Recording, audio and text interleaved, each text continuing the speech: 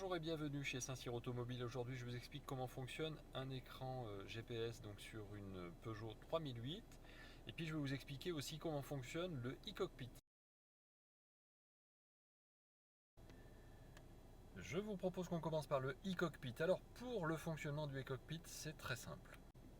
Sur votre volant, vous avez ce petit bouton ici qui permet d'aller donc de haut en bas et qui permet en même temps, en appuyant dessus, de valider. Lorsque vous allez de haut en bas, vous avez donc sur la partie droite, vous voyez, personnel, minimal, cadran, navigation. Tout ça, ce sont donc les possibilités que vous avez de faire apparaître à l'écran différents cadrans. Alors lorsque vous êtes sur le menu navigation par exemple, navigation, ça vous permet d'avoir en fait ici au milieu la navigation GPS. À gauche, vous avez donc la vitesse. Vous avez toujours donc la jauge à carburant et à droite vous avez le compte-tours avec la température d'eau.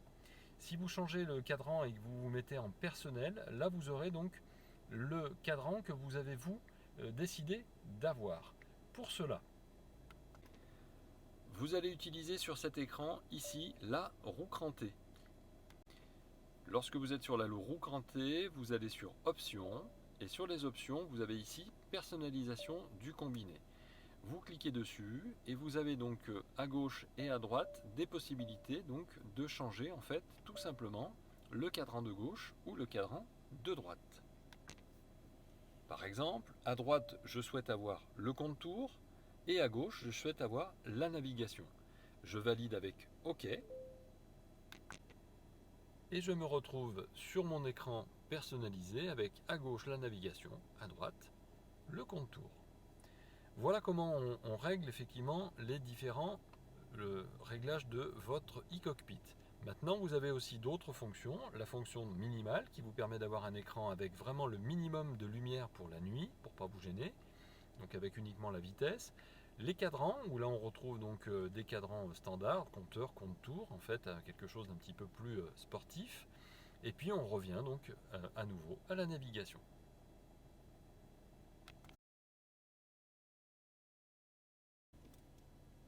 Je vais passer maintenant donc à l'écran donc de la radio. Vous avez donc un bouton ici, vous appuyez donc sur le bouton radio, vous faites donc apparaître votre radio à l'écran et vous avez donc ici des petites touches à droite et à gauche donc qui vous permettront de changer donc les fréquences de station et de choisir donc d'une musique à une autre musique, enfin d'une station à une autre station. Vous avez donc ici les mémoires, c'est-à-dire que je me suis arrêté par exemple sur musique. Si je veux la mémoriser en numéro 3, je laisse le doigt appuyé sur numéro 3 et du coup j'ai France Musique qui apparaît désormais en fréquence mémorisée numéro 3. Ici en cliquant sur bande, vous voyez donc AM, FM défiler puisque vous avez donc le choix de l'une ou de l'autre. Et enfin, vous avez ici la liste.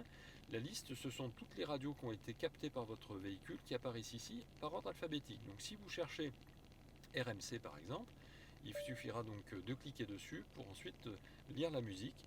Et de la même manière, si jamais RMC vous voulez le mettre à la place de France Musique, eh bien vous cliquez dessus et vous avez à nouveau changé la mémorisation.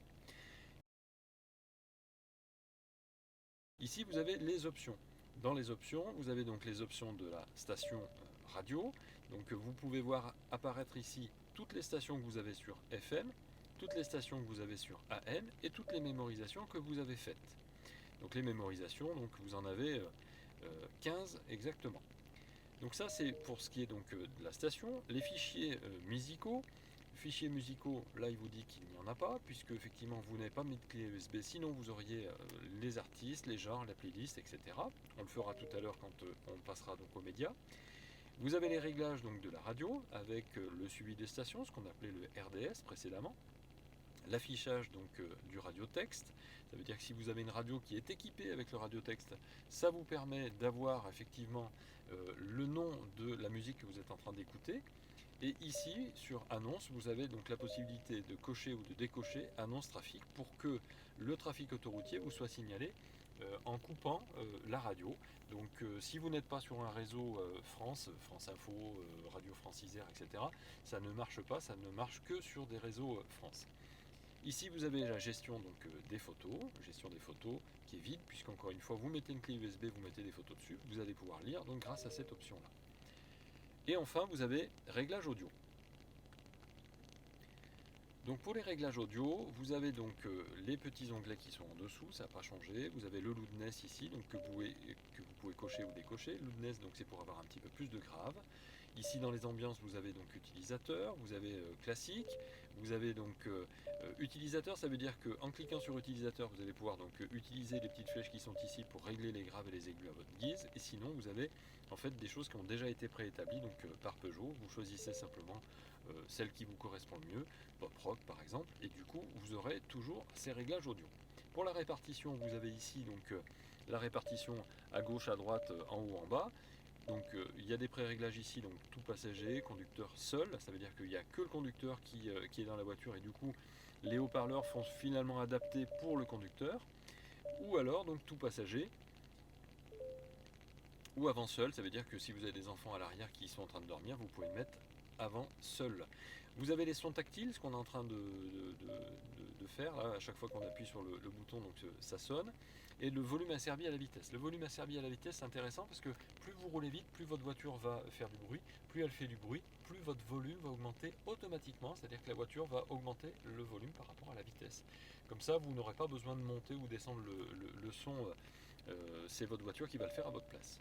Pour ce qui est des voix, alors là c'est le réglage audio en fait du volume, de la lecture des messages, de l'énonciation des noms de l'appelant, du retour de la reconnaissance vocale ou du guidage du GPS. Donc là vous allez pouvoir régler donc le volume du son.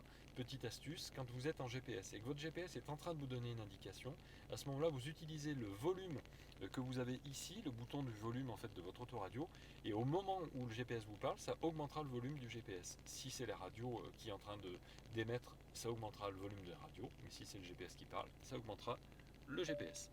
Ici vous avez le volume de la sonnerie du téléphone lorsque vous avez branché un téléphone portable. Donc tous les réglages audio sont ici.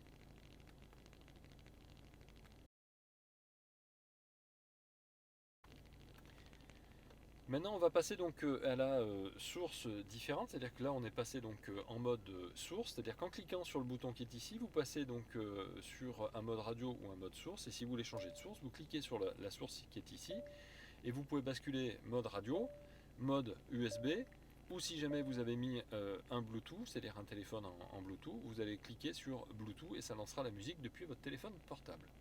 Donc là on est donc sur l'USB. L'USB marche comme sur la radio. Vous avez des petites flèches qui vous permettent de passer d'une piste à l'autre.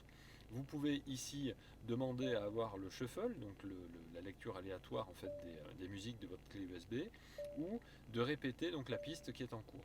Si vous cliquez sur liste, vous aurez toute la liste des pistes que vous avez dans votre clé USB ici, et vous cliquez dessus pour lire la piste qui vous intéresse. Ici, vous avez le bouton pause ou le bouton play. Et dans les options, vous avez les options qu'on retrouvait tout à l'heure sur la fonction radio avec les réglages donc audio qui sont ici, avec les ambiances, les répartitions, les sons, les voix, les sonneries. Ce que je vous ai tout expliqué sur le passage de la radio.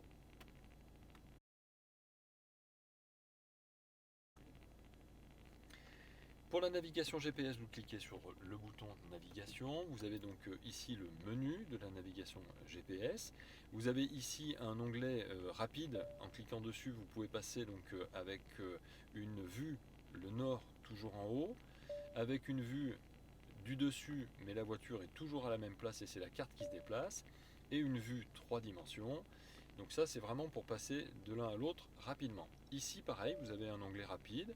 Vous avez donc la caméra en fait du zoom qui va donc zoomer de façon automatique plus ou moins forte, ou parce que vous allez pouvoir régler donc ici le zoom vous-même plus ou moins, ou automatique. Et enfin ici vous avez donc les réglages de ce que vous voulez faire apparaître sur la cartographie. Donc par exemple vous voulez faire apparaître les parkings, vous voulez faire apparaître les stations services, les zones de danger. Vous demandez donc à ce que la couleur de la carte soit toujours pour le jour, toujours nuit, vous voyez, donc c'est foncé, ou quand vous avez les deux logos, ça veut dire que ça passera automatiquement en jour et en nuit en fonction des feux, c'est-à-dire que si vos feux sont éclairés, ça passera donc en nuit. Ici, vous pouvez choisir les POI sur la carte. Les POI, c'est quoi? C'est donc les points d'intérêt. Les points d'intérêt, si jamais vous cherchez les garages automobiles et vous aurez qu'à cocher ici et vous validez ici, et donc vous aurez désormais tous les garages automobiles qui vont apparaître sur votre cartographie. Vous avez vie active, commerciale, publique. Alors public, ça veut dire que tout ce qui est en fait administratif, hôpitaux, vous voyez, est ici.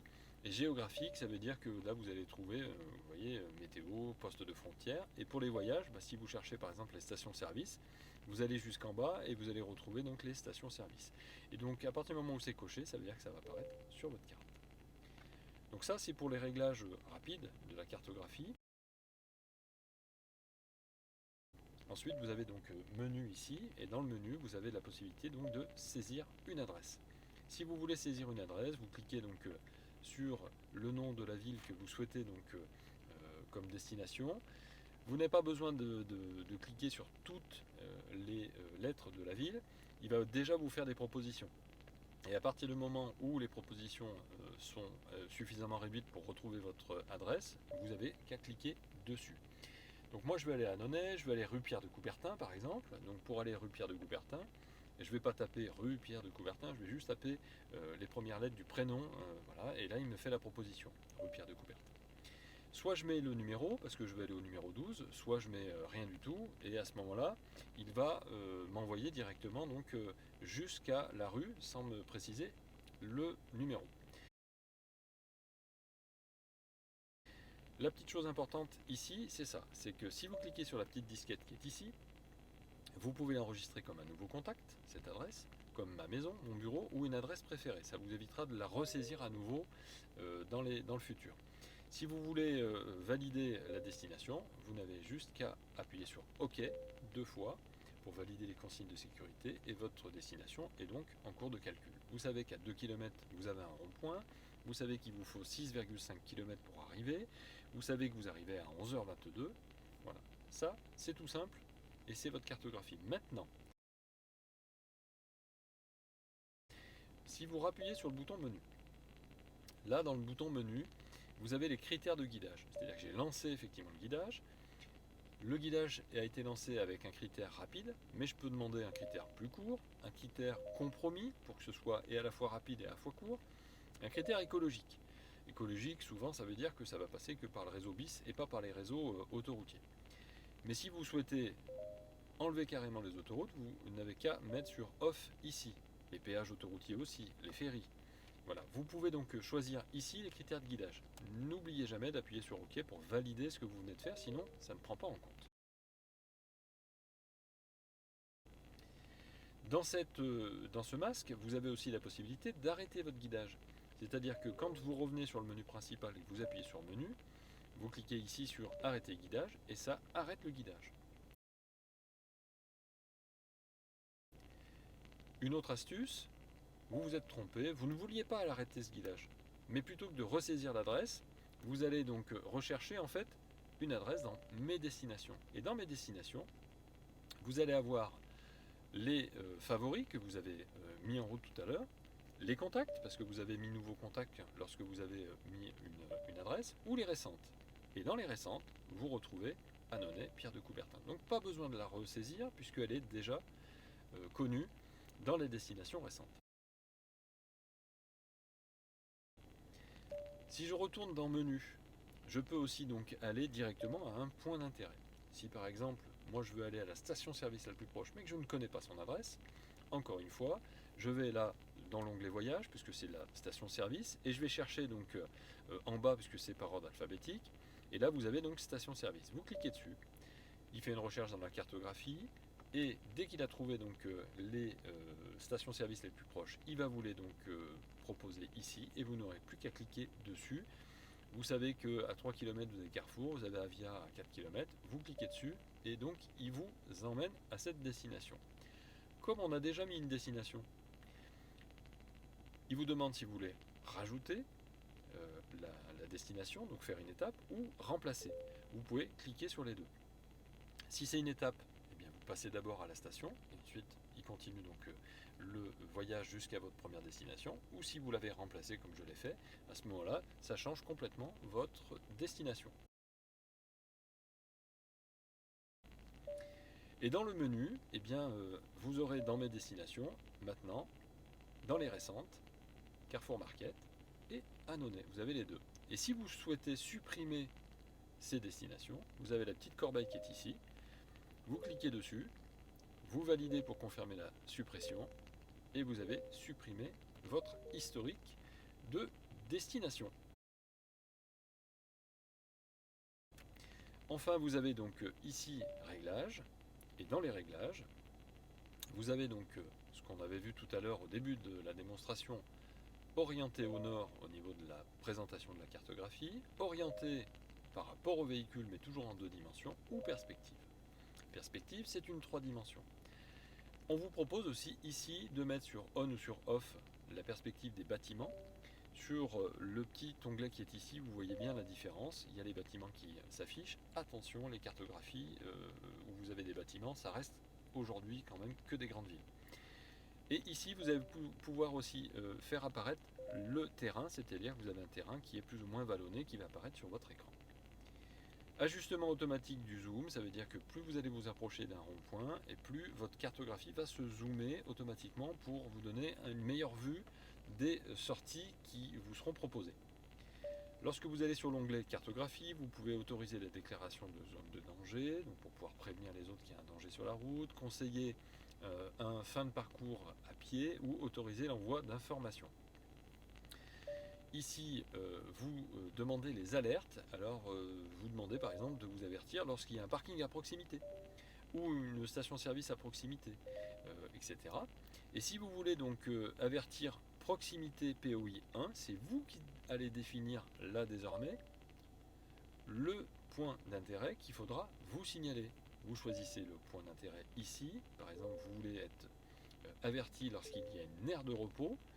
À partir du moment où la aire de repos est sur on, sur votre cartographie vous allez passer devant une aire de repos, vous aurez l'avertissement de votre véhicule. Enfin, vous avez donc vocal. Vocal, c'est ce qui vous permet d'activer donc les messages de guidage et d'énoncer le nom des rues si vous le souhaitez. Donc vous cochez ou vous décochez. N'oubliez jamais d'appuyer sur OK à chaque fois. Pour les réglages, le dernier onglet, je ne vous l'ai pas fait la démonstration, c'était simplement un onglet pour la cartographie, pour savoir quelle base de cartographie vous aviez. Allez, on arrête le guidage ici et donc on va passer au mode de la conduite.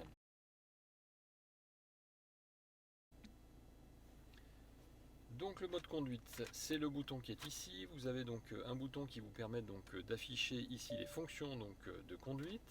Les fonctions de conduite, c'est quoi? C'est start and stop, donc que vous allez pouvoir mettre en route ou enlever. L'aide au stationnement, que vous allez pouvoir aussi mettre sur off si vous le souhaitez.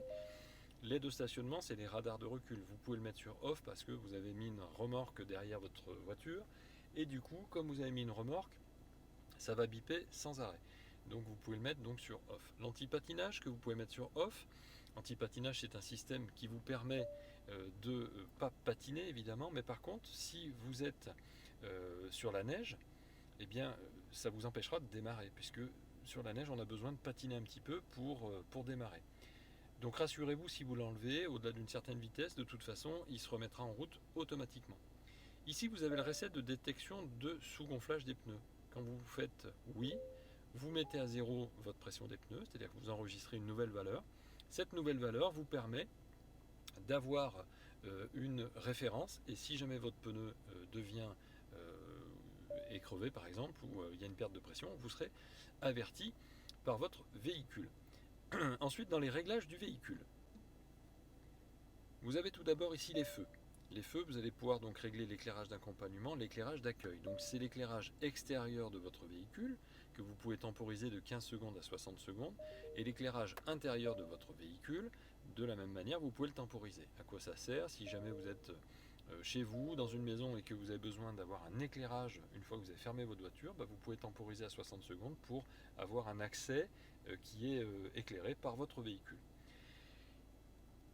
Ici vous avez confort. Confort, c'est l'essuyage de la glace arrière avec l'essuie-glace arrière si jamais vos essuie-glaces avant sont en route. Donc quand vous passez la marche arrière et que vos essuie-glaces avant sont en route, ça met automatiquement en route les essuie-glaces arrière.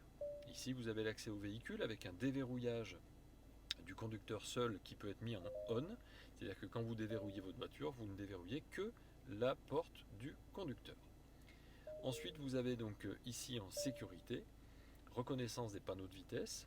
Lorsque vous avez les panneaux de vitesse sur on, il y a une petite caméra qui vient capter les panneaux. Vous l'avez ici en indication et vous l'avez ici aussi sur cet écran en indication sur le GPS. L'alerte attention conducteur, si votre voiture commence à faire des zigzags, ça veut dire que vous êtes en train de vous endormir et votre voiture va vous le spécifier en vous alertant. Donc ça c'est pour donc, les réglages de sécurité grâce à ce bouton ici.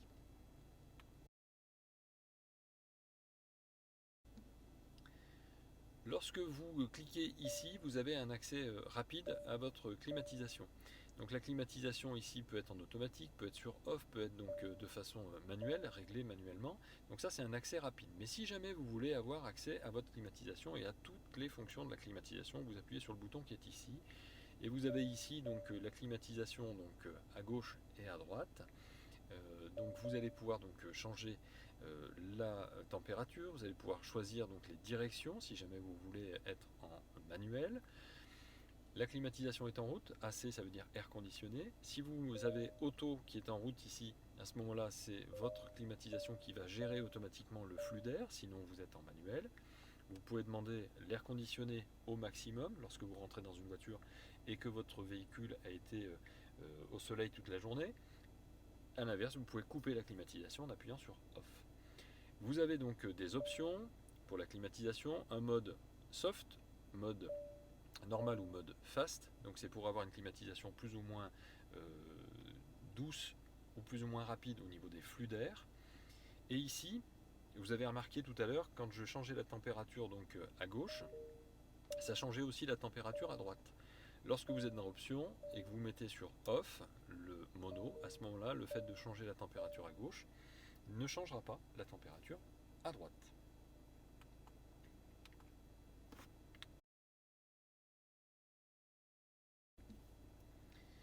On va passer maintenant à la roue crantée. La roue crantée, c'est ce système qui vous permet d'ici d'avoir les réglages audio. Alors je vous ai fait déjà la petite démonstration sur l'onglet radio.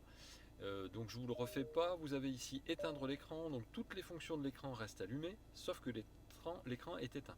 Donc ça vous évite d'avoir de la luminosité la nuit. Par contre, si jamais le GPS est en route, il vous donnera toujours les indications. Le fait de rappuyer sur l'écran vous permet simplement de rallumer l'écran.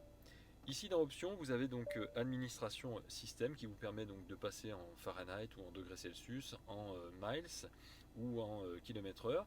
Paramètres usine vous permettra de réinitialiser en fait tout votre système si vous vendez votre voiture. Attention, quand on réinitialise aussi la langue. Donc si la voiture ne vient pas de France, la langue sera étrangère. Mais c'est pas trop un souci puisque la langue c'est ici. Vous avez juste à cliquer dessus. La première qui apparaît, c'est la langue française. Donc si vous voulez changer votre langue et la remettre en français, vous mettez comme ça. Là vous avez toutes les langues. Là vous avez uniquement les langues européennes, les langues asiatiques ou les langues américaines par exemple. Ensuite, vous avez réglage de l'heure. Réglage de l'heure, ici, vous pouvez choisir le format de la date avec des points, avec des slash. Vous pouvez ici régler l'heure. Alors l'heure, ici, n'est pas réglable, n'est pas modifiable, la date non plus d'ailleurs, parce que aujourd'hui, on est en synchronisation avec GPS. Si je me mets sur off, la synchronisation GPS n'est plus active, donc là, j'ai moyen effectivement de changer ma date et mon heure. Donc je clique sur la bonne date et la bonne heure, j'appuie sur OK pour valider et à ce moment-là j'ai changé l'heure. L'avantage de la synchronisation avec GPS c'est que l'heure est correcte tout le temps et vous n'avez plus qu'à faire off ou on pour heure d'été, heure d'hiver et comme ça vous avez toujours la bonne heure sans vous casser la tête. Configuration de l'écran, ça vous permettra d'avoir du défilement de texte automatique. Ou pas, vous cochez ou vous décochez pour avoir les textes qui s'affichent sur votre écran et vous avez ici le réglage de l'intensité de l'éclairage. Vous validez toujours avec OK. Personnalisation des combinés, je vous ai fait la démonstration au départ, c'est pour le e-cockpit. Et paramétrage des profils, c'est si vous voulez ajouter un profil, changer le nom du profil et dans le profil réinitialiser le profil ou changer toutes les vous pouvez supprimer, voyez, et changer des profils pour avoir un audio différent, pour avoir un nom différent, pour avoir une couleur différente. Voilà, vous pouvez changer un petit peu les couleurs et les paramétrages. et gardez toujours le profil, comme ça si jamais quelqu'un change les paramétrages de l'écran, eh bien vous retrouverez vos paramétrages dans votre profil.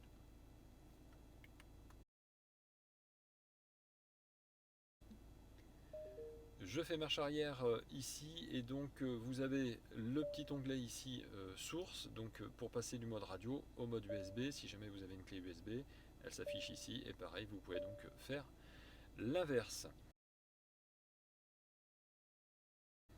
Ensuite donc on va passer ici au bouton qui vous permet d'accéder donc à Android Auto, Apple CarPlay et MirrorLink.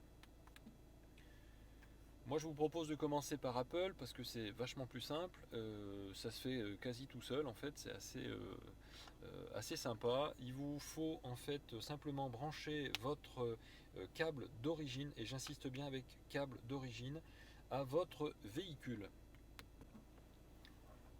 Vous avez votre câble d'origine, allez, vous le branchez donc à votre téléphone et surtout vous déverrouillez votre téléphone. Une fois que votre téléphone est déverrouillé, vous allez donc avoir une notification, voilà, ici qui apparaît. Vous cliquez sur Apple CarPlay et par magie, ça fonctionne. Voilà, je dis par magie parce qu'avec Apple, c'est vrai que c'est quand même assez simple. Vous avez ici en fait toutes les fonctions de votre téléphone. Donc le téléphone avec bien sûr les récents, les contacts, les claviers, donc ça marche comme sur votre téléphone portable. Vous avez vos musiques, si vous avez de la musique dans votre téléphone ça apparaîtra et vous avez la possibilité donc de mettre pause, de faire un shuffle, de faire une répétition, d'avoir et d'afficher donc toute la bibliothèque aussi avec les jackets si jamais vous les aviez. Plan pour utiliser donc le Google Maps de chez Apple, les messages pour pouvoir lancer une demande de message de façon À qui vocale voulez-vous l'envoyer? avec, avec Siri.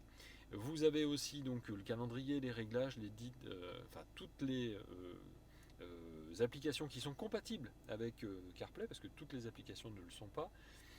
Vous pouvez par exemple utiliser Amazon Prime, mais si vous avez un abonnement. Si vous n'avez pas d'abonnement, ça ne marche pas, etc. Mais donc si vous voulez lire effectivement la musique depuis votre téléphone portable, vous pouvez le faire ici ou en Bluetooth, tout simplement. La petite chose aussi à préciser, c'est que parfois sur votre téléphone portable, même quand il est déverrouillé, on vous proposera une notification pour dire voulez-vous accepter que cet appareil soit en CarPlay, et à ce moment-là vous n'avez qu'à accepter la notification et ça fonctionne. Voilà pour Apple CarPlay.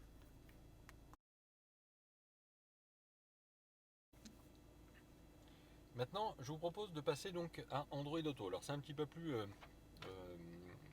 compliqué, on va pas dire compliqué, mais de la même manière que Apple CarPlay. Vous utilisez bien le cordon d'origine pour relier depuis la clé USB à votre téléphone portable. Simplement donc chez Android, il faut avoir deux choses. La première, c'est qu'il faut que votre téléphone portable soit déverrouillé et que vous ayez téléchargé l'application Android Auto. Ça, c'est la première chose. Une fois que vous avez fait ça, si vous lancez ici Apple CarPlay, Android Auto, vous allez demander donc à votre voiture donc, de se connecter, mais souvent, votre Android Auto a besoin de d'abord se connecter. Parce que vous voyez, vous avez une erreur là. Il faut d'abord connecter donc Android Auto à la voiture via le Bluetooth. Donc, dans cette vidéo, je vais déjà vous expliquer comment on associe un téléphone portable en Bluetooth avec une 3008, avec une Peugeot. Ici, vous avez donc le bouton téléphone. Vous allez sur rechercher téléphone en Bluetooth.